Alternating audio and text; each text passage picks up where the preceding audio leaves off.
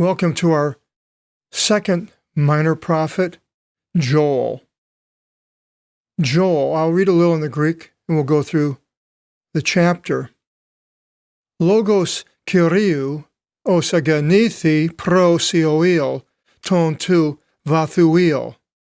Acusate tavta e presbyteri ke enotisas the pantas e catecuntas tigin e gegone tiafta en tes imeres imon, e en tes imeres ton pateron imon. The locust and the caterpillar, the word of the Lord which came to Joel, the son of Vathuil. Now, the only thing we know about Joel is that he's the son of Vathuil. Hebrew has it, King James has Pethuel. When I looked into the book of Joel, studying for this video seminar, I came up with 5 themes in a row. First is recompense, and the second is a day of the Lord.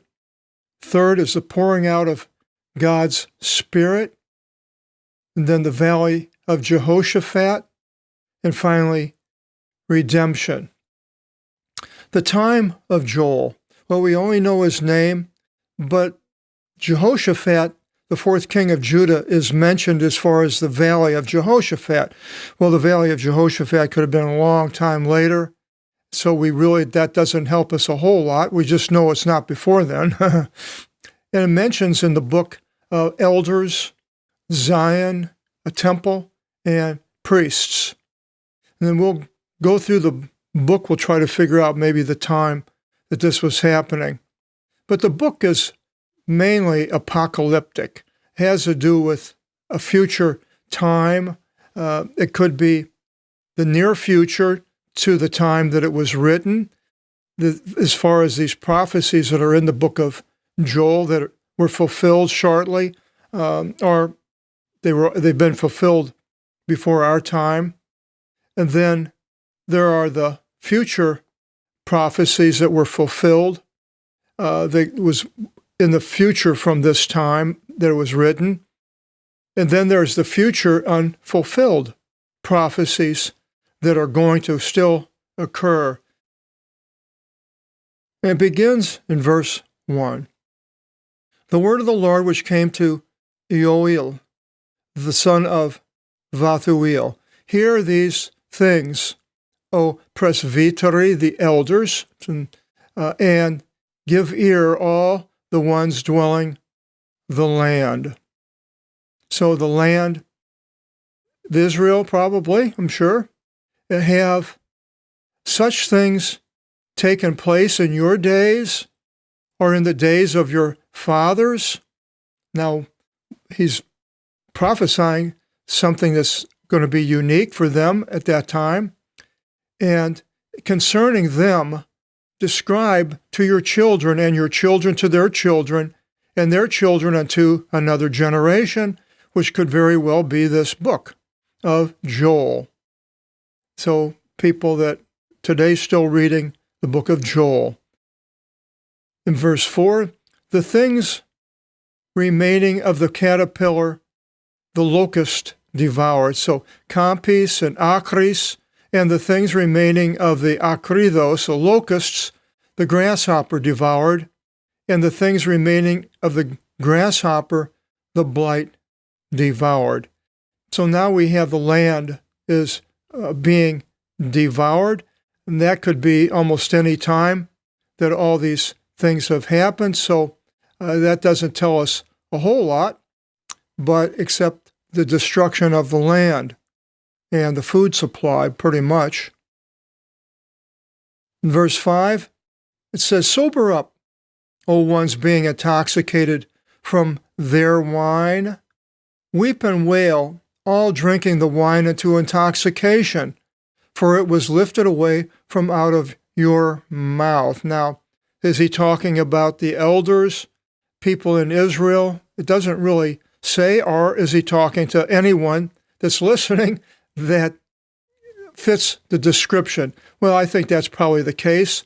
We see in Revelations 17:2, where it says, with whom the kings of the earth committed harlotry, and the ones dwelling the earth were intoxicated of the wine of her harlotry, and that was the great harlot in the future. And then in Revelation 17:6, it says, and I saw the woman being intoxicated of the blood of the holy ones and of the blood of the witness of Jesus. So now this could be very well fits into our time, or a future time, or back in their time.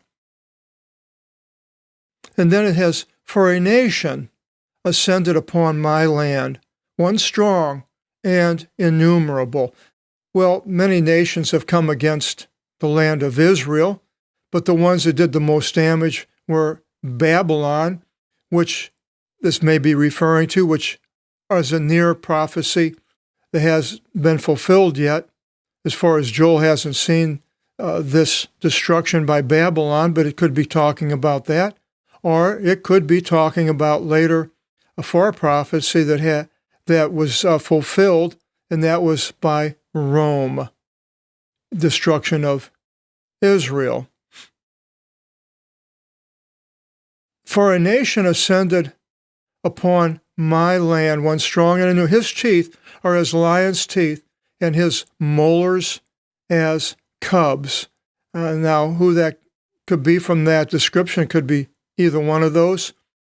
He appointed my grapevine for extinction, and my fig trees for a splinter. Well, that could be Babylon or Rome. And the grapevine, though, gives us a little bit of a hint, because we see in John 14:5, where Jesus says, I am the grapevine, you are the vine branches. So that would have been time of Rome, if that's what it was talking about here. In searching, he searched her, and tossing her, he whitened her vine branches, apparently that nation.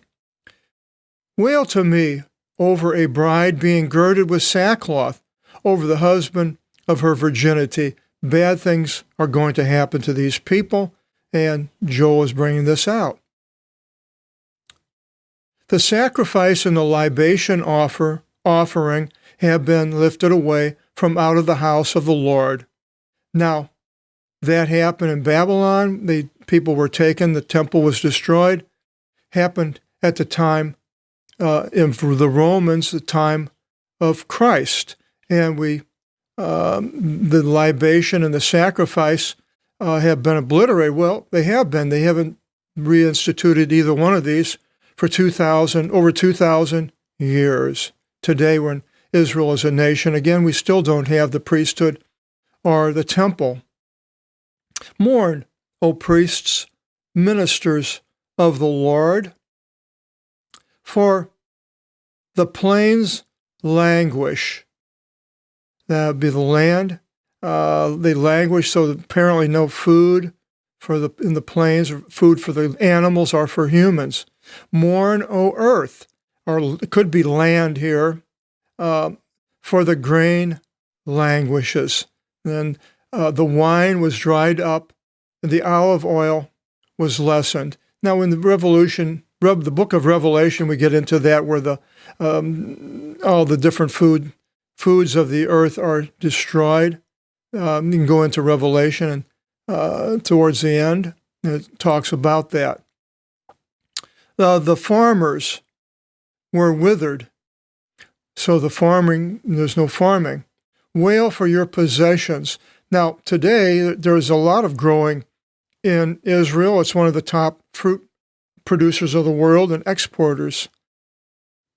The farmers were withered. Wail for your possessions over the wheat and the barley, for the gathering of crops he has destroyed from out of the field. And I believe he's talking about that nation. The grapevine was dried up, and the fig trees were lessened. Pomegranate and palm. We have Phoenix, city of Phoenix means palm. And apple and all the trees of the field were dried up, for the sons of men shamed joy. What a statement. The sons of men shamed joy. It wasn't Israel, but the sons of men. So now this leads me to believe that we're going to be talking about the far future that hasn't happened quite yet, maybe starting fairly soon. And it continues in verse 13, gird and beat yourselves, O priests. Now there may be a priesthood that still is going to exist in Israel. They may very well rebuild a temple or use the Dome of the Rock Mosque and turn it into a temple, the same as the Muslims did in Constantinople with St. Sophia Cathedral and turning it into a Muslim mosque. Jews could do the same thing, and they'd have a temple overnight. All they have to do is go in there and knock down the things that are Muslim and can proclaim it the temple. So gird yourself and beat yourself, O priests. Wail, O ones ministering at the altar. Enter, sheep in sackcloth, sleep in sackcloth, O ones ministering to God, for the sacrifice offering and the libation offering are at a distance from the house. So this could be Babylon, could be Rome, could be something that's going to happen here when the temple is rebuilt. The end of the sacrifice to today is 70 AD when the temple was destroyed, which is described in the book by Josephus, and it's still not reinstituted today in 2023. It continues in 14, sanctify a fast, proclaim a sacred service, bring together elders, all the ones dwelling the land, into the house of the Lord your God, and cry out to the Lord intensely. And now it changes again to the next, starts into the next theme, the day of the Lord. Woe, woe, woe for a day, for the day of the Lord is near, and misery from out of misery it shall come. Now, I believe the day of the Lord has not happened, and we're going to go into that day of the Lord in the next chapter, 2 of Joel, more in detail. But here it begins. And then at 16, it continues, were not foods lifted away in front of your eyes from out of the house of your God, even gladness and joy? Heifers leap in their stables. Treasures are obliterated. Wine vats were raised, for the grain was dried up. And this could be happening soon. What shall we put aside for ourselves? The herds of oxen weep, for a pasture exists not to them, and the flocks of the sheep were obliterated. Now, here in 19, I think is the key. To you, O Lord, we shall yell, for fire consumed the beautiful things of the wilderness, that would be the Negev, and a flame incinerated all the trees of the field, a flame. And we see in the Negev, we have the Dimona nuclear reactor and a nuclear plant for Israel. Could very well be a war where this whole area is destroyed, which I believe is what it's talking about here and in other books. And that Jerusalem will be destroyed. Everything south of Jerusalem will be destroyed down into the Negev. Maybe some type of a nuclear radiation. We don't know. I don't know. But then we know in the book of Ezekiel, the last 10 chapters, it talks about the new temple, which will appear west of the Lake of Galilee, and that would be on Mount Meron, the highest place where Jesus went with the Transfiguration. And Mount Meron will be where the temple, and the water will go out from the temple east. It says eastwards into the Lake of Galilee. So it couldn't possibly be Jerusalem. So this future temple will be up in Mount Meron. And for that to happen, we have the day of the Lord. It says in Malachi 4:1, "For behold, a day comes, burning as an oven. It shall blaze against them. And the day coming shall light." Now it's like causing something to blaze by setting a light. "Says the Lord of the forces, and in no way shall there be left of them root nor vine branch." So this destruction. Now, this fire, it goes into a fire in, I did a study, all the places, destruction by fire. So I'll scroll through here so you can check out all these places, how this is exactly what's going to happen in the future. Numbers, Joel, Zephaniah, Matthew, Mark, Luke, 1 Corinthians, Hebrews, 2 Peter, Jude, Revelation. All those are destruction by fire.